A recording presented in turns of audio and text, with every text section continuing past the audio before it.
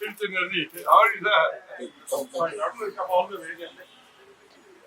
Kadam from Vrindavan. Kadam, yeah. 9 years back, you presented me Kadam in IAC. Oh. So Kadam is secretary after Lord Krishna. Thank you, sir.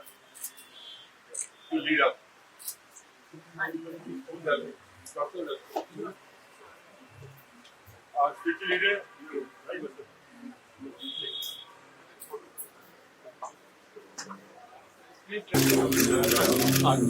Doctor, please, Dr. B. General Saab, please.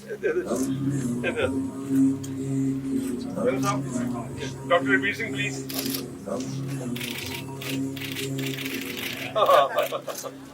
Marshally. Yes. Goes on. I'm telling. Yeah. Yeah. You'll honor him later. Many years. Pakka Hindustani. Thank you.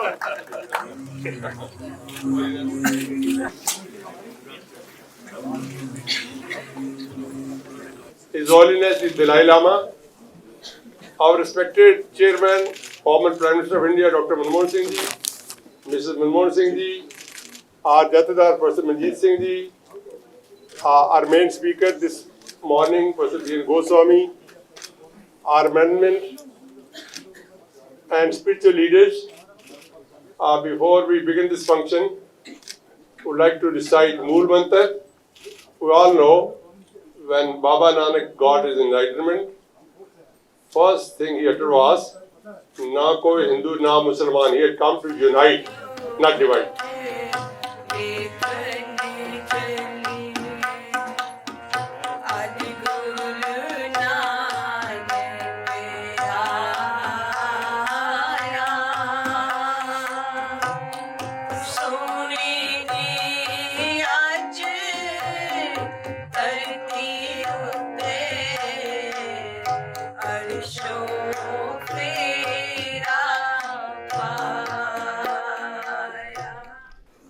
Dr. Indrajit Kaur. Dr. Manmohan Singh always insists there should be women on the stage. And during our seminar, Guru Gobind Singh, we requested BBG. She says, I don't want to sit on the stage. Today also she is in the second queue. Please, BBG, please come. This is gift from my special center for you. In Galwara we have our special center. Sir Mark Tully.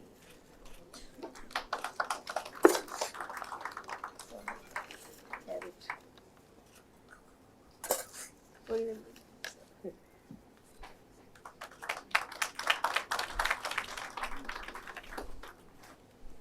Peer Nizami, please.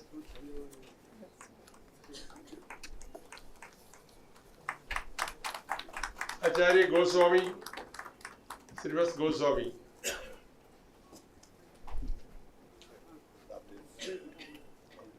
I apologize to our Swami Gurdeep Giri. I couldn't attend to him properly. Swamiji, Purisa, Giri Sahab, out.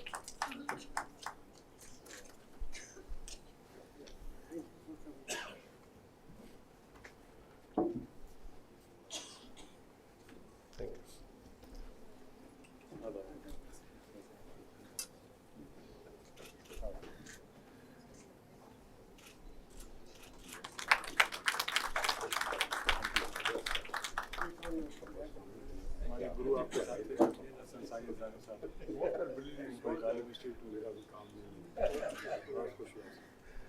you.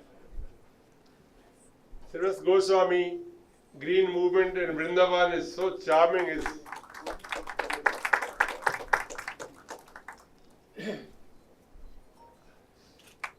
Swami Gurudeep Guriji, he had some important engagement today, but we requested him and were glad that he has cancelled that appointment and has joined with us. He's doing those things which were taught to us by the Gurus. 2 more minutes. As Professor Goswami brilliantly explained the exhibition outside, this is a result of our 6 months effort. 6 months effort and influence of Dr. Manmohan Singh, who got permission from various ministries and resources. Dear my friend, long time friend and respected.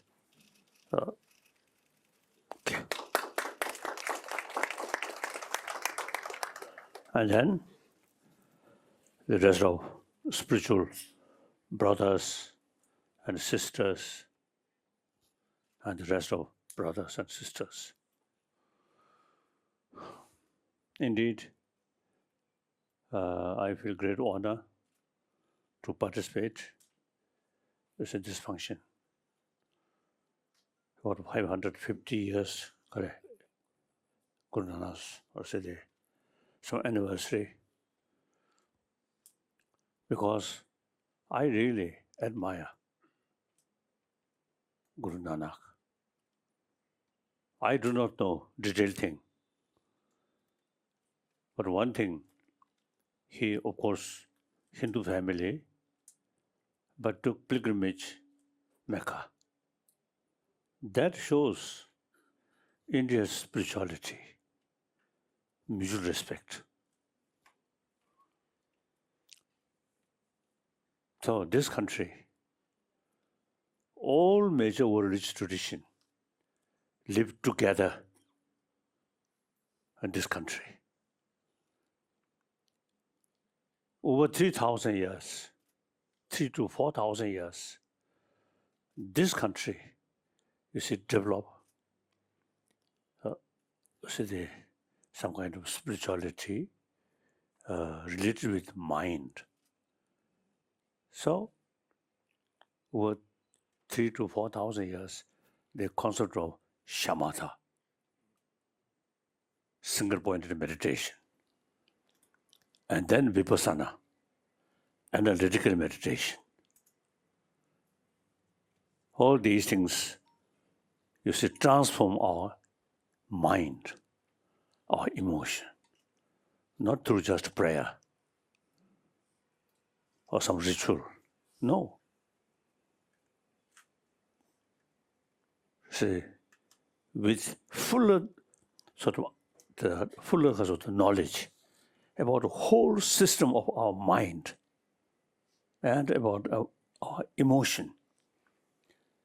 Through that way, you see, transform our emotion, our mind. Through that way, bring inner peace. So that's, I think, that tradition, firstly, you see, developed in this country. I think the Egyptian civilization and the Chinese civilization, of course, very ancient. But as far as certain sort of civilization, very detailed knowledge about our inner world, about our mind, about our emotion. That, I feel, the ancient Indian tradition, civilization. So then, naturally, say once we know there are different sort of mental disposition, so automatically understand to humanity need different sort of tradition, different spiritual belief. Okay. So, Guru Nanak, one sort of the production of Indian tradition. Then, like Jain Mahavira, and Buddhist Buddha Shakyamuni, Gautam Buddha, and all other some ancient Indian sort of spiritual masters. They develop among the different among the religious field, pluralism. So, over 1,000 years, this country kept this religious harmony on the basis of understand or accept pluralism, different religious tradition. So now that India's tradition, recently I participated in one meeting with Buddhist monks sort of conference. After sort of other people spoke, then my turn, and I mentioned I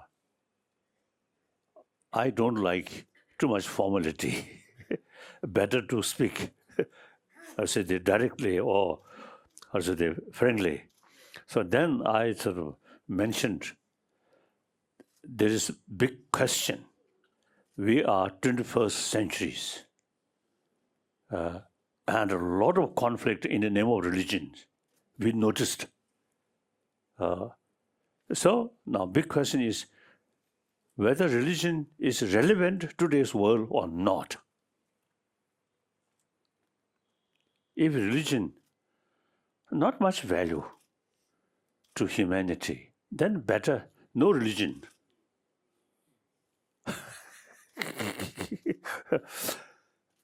So the answer is, oh yes, 21st century, a lot of material development and modern education, highly developed everywhere, but a lot of problems there. So these problems happen because our existing education system very much oriented about material value. So you see, whole generation through that kind of education eventually create materialistic life, materialistic culture. So in materialistic life, materialistic culture, not much sort of emphasis, importance of inner peace. So therefore, today's world, this very moment, we enjoy peace, calm. But at this very moment, same planet, people sort of killing. And in Afghanistan or Syria, many cases in the name of religion, killing. And then also the poor people always suffer. Too much gap, rich and poor. And then like those thousands children in Yemen facing starvation. And due to lack of sort of medical, medications, right? Same human being. Even animal, social animal. One of their member dying, another, you see, stand and licking. We are social animal. Same human brothers, sisters, facing difficulties or pains. The rest of humanity cannot remain indifferently. We have to think suffering of these people, innocent people. So now all these problems, if we go deeper level, lack of compassion, a lack of karuna. So therefore, now all major religious tradition, in spite different philosophy, some say there is God, some say there is Creator. Jains and one part of Sangha philosophy, very ancient one, and then later Buddhism, no God, we are very sinful. So basically, on this planet, the theistic religion, most of the religions are theistic, believe God. Jainism and Buddhism and one part of Sankhyaism, no God. Believe self-creation. Everything depends on oneself. Therefore, human action is very important. Any sort of significant action related with motivation, emotion. So we have to take serious concern about mental level, peaceful mental level, compassionate mind. So therefore, since today's 21st century's sort of humanity here, a lot of problem. Beside nature disaster, human-created problems, a lot of problem. So all major world religious tradition which carry message of love, karuna, and with karuna, ahimsa. This message is very, very relevant to today's world. So therefore, I think various different religious traditions still relevant to today's world. Now, on that basis, now religious harmony is very important. Otherwise, you see, the non-believer easily say, look at those religious believers killing each other. So religious faith is source of additional problem, no value, isn't it? So therefore, in order to carry the real message of dharma or religious tradition, that is karuna, ahimsa. Firstly, believer among ourselves should have genuine harmony, mutual respect. Now, in this country, over 1,000 years, religious harmony is there. So Guru Nanak and also Buddha, product of that kind of Indian tradition. So now the religious harmony in this country, till modern India, religious harmony still there. So that's, I think, very, very important. I always mentioning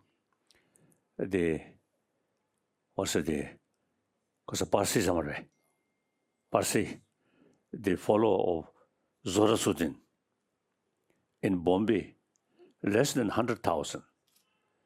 Among millions of Hindus, millions of Christians, millions of Islam in Bombay, small handful Parsi live there very peacefully, no fear. So that's India. So now, India's religious harmony, I think time come, should show rest of the world different religion can live together.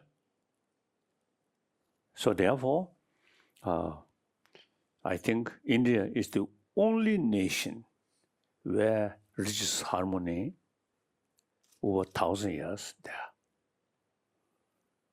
So now, firstly, religion is relevant to today's world.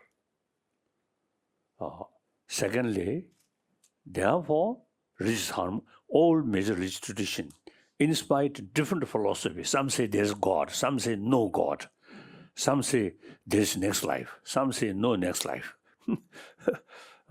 Some say, you see, there is nirvana, moksha, some say no moksha. And you mentioned truth. That's a difficult sort of word, difficult word. You see, what's truth? Very difficult. Among the Buddhist tradition, so at least the Sodantik no kasa, Vipasek, Sodantik, and Chitta Mantra, and Madhyamika, these four major philosophical sort of different school of thought, according to Nalanda tradition. So there are a lot of differences. So in order to pinpoint what is truth.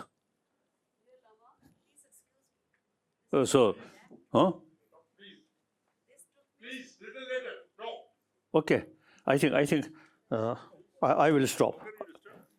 So okay, so therefore, they broadly, in spite of different philosophical views, different tradition, all carry same message of love.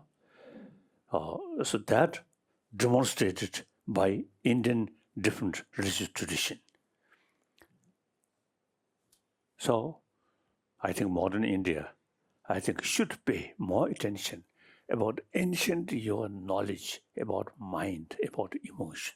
Usually these days, I'm sort of expressing the hygiene of physical important. It is part of our education. Now, hygiene of emotion, equally important. Our world are passing through some kind of emotional crisis. So the hygiene of emotion is very, very necessary. That also secular way, not religious way.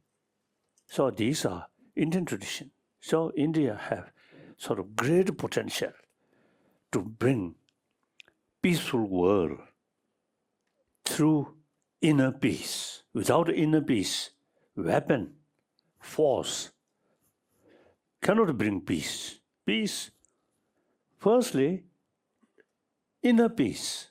Through inner peace, real world peace can achieve. So India, you see, the most populated democratic country, ancient nation, you can make certain significant for world peace. For that, firstly, within the country, you see, the ancient Indian knowledge about our emotion, about our mind, you see, must bring revive in this modern India. Magdali here, I want to teach him. You see, the Indian modern education introduced by Britisher.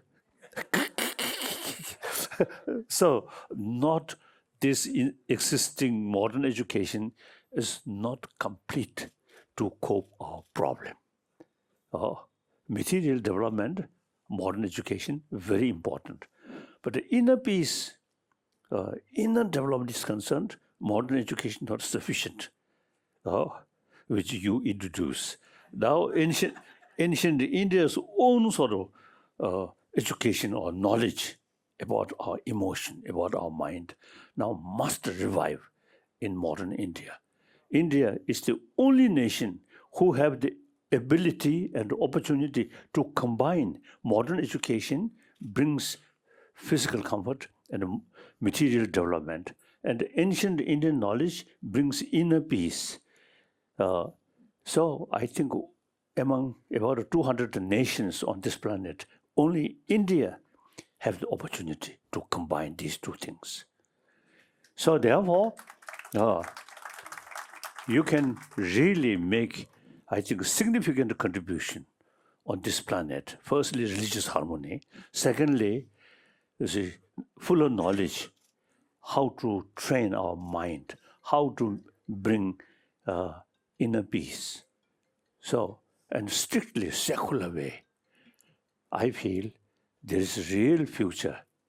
So that I want to share with you. And then you mentioned a lot of sort of stories and previous sort of the Guru Nanak stories. Sometimes even Buddha's own story sometimes I don't believe.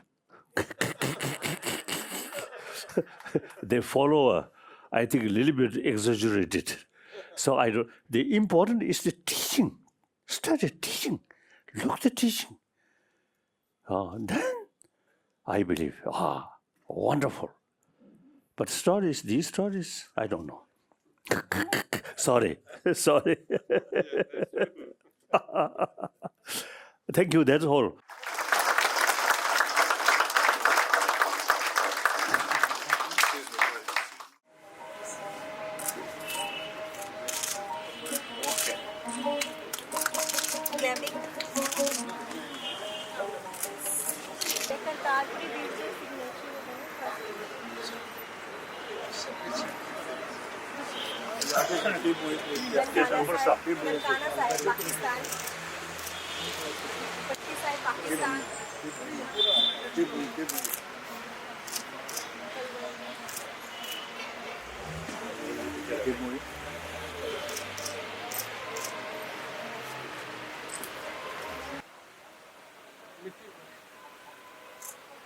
And the water from Kali Bhai. Water from Kali Bhai. Water.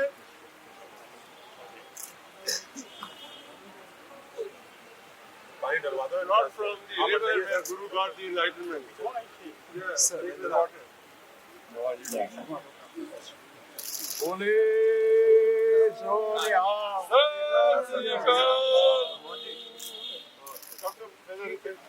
Sir, please.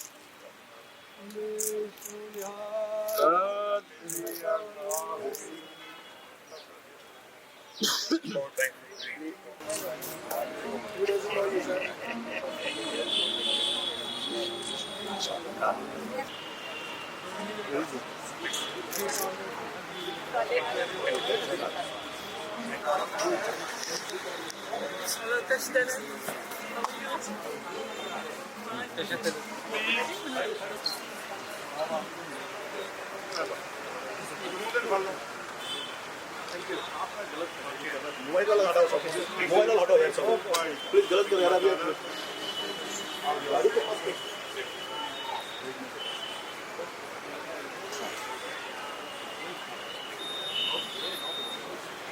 आप ही बैठिए